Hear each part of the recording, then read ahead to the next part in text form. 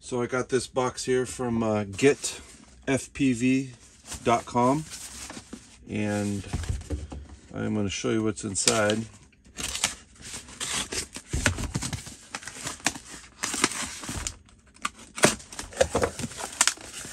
I picked up a Radiomaster MT12. I saw a couple posts about this on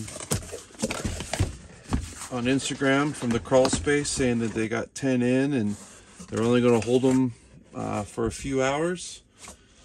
So get your name in there, and it really intrigued me because I've never even heard of this thing before. And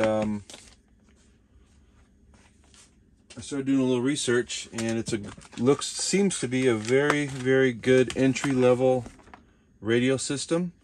So my plan with this is to use this for all of my crawlers, all of my bashers. Who knows? Maybe someday I race with it. I picked up a couple extra things with it that it does not come with. We'll go over that in a second. I'll do a quick unboxing here. There's unboxings all over YouTube. But I noticed it's a lot of people that were flyers and not actual racers. This has a new system in it. It's the Edge TX, and that's a big thing in the drone and flying world. And what I've learned about it is it's the programmability of it is endless, and I was just caught by the actual price point. This system was $129, and the receivers are under $20. And that really, really, really intrigued me. So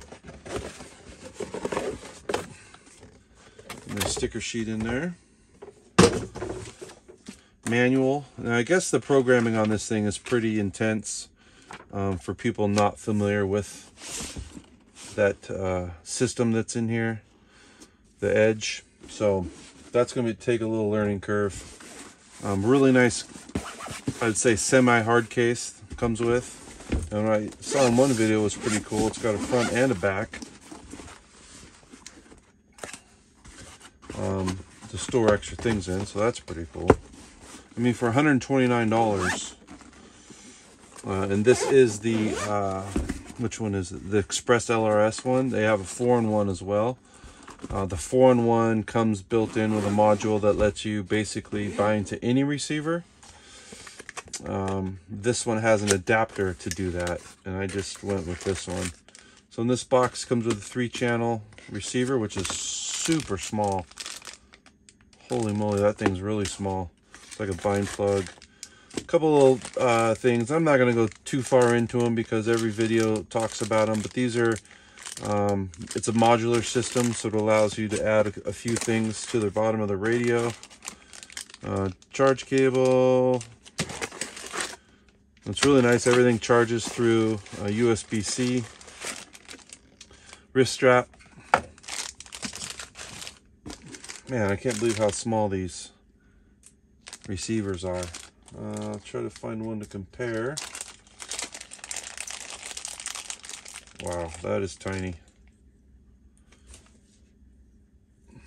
I'll compare those in a little bit. So let's look at this radio. I'm really curious on how it feels, because to me it seemed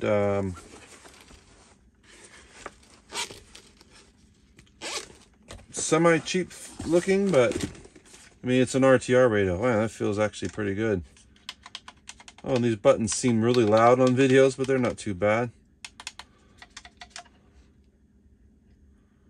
Okay. Yeah, this thing has, if you do any of the research on it, endless buttons. 3 ways, your normal trim type buttons, and everything is programmable. There's even buttons back here. LED lights.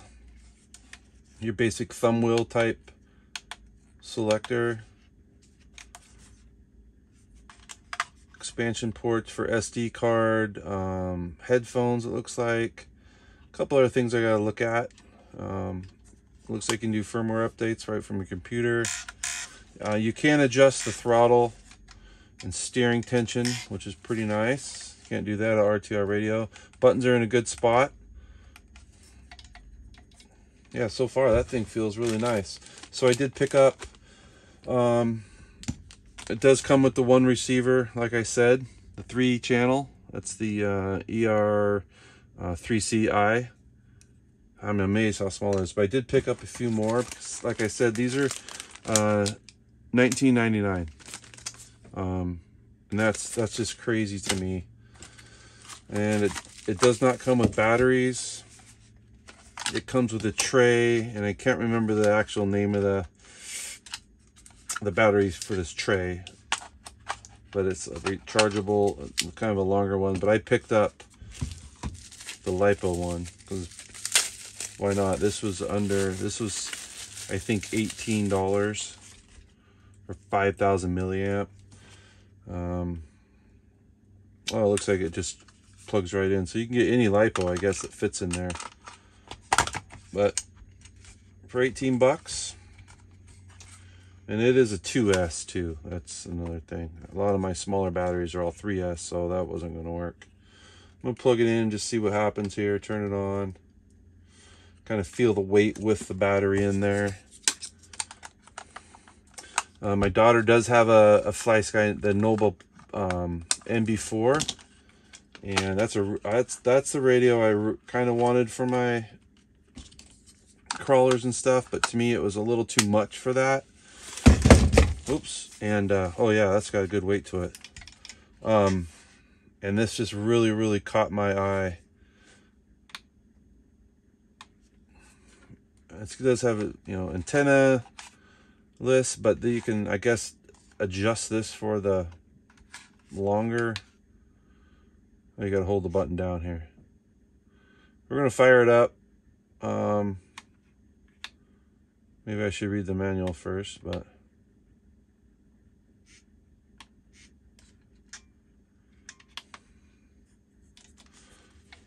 yeah, it's got these really cool programmable LEDs.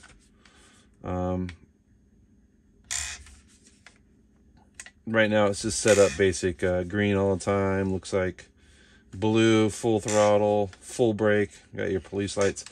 But I'll go into detail a little bit. I might do a voiceover. But I'm really actually impressed by this radio already. Just how it feels in my hand. And I have big hands, so.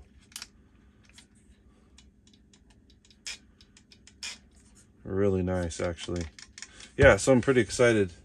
I will find a receiver and do a comparison.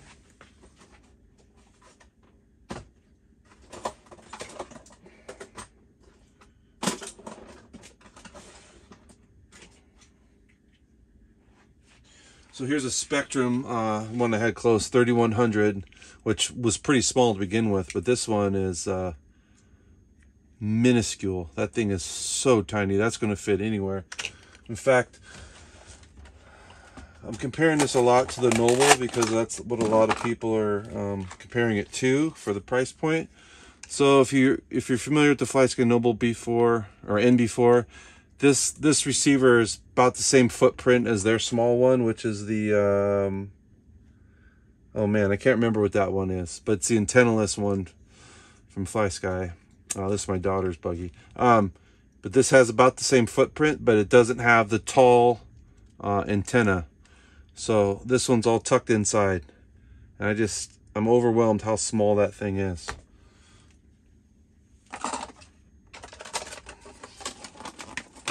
So I'm super excited to just kind of learn this system.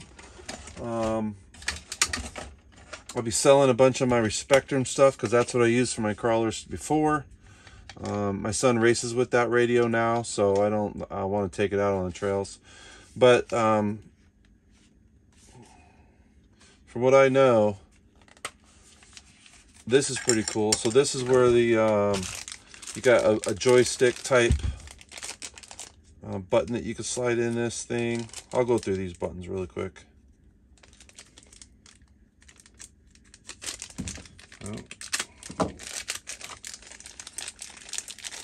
So this is more like your video game joystick button, and that can be fully programmable.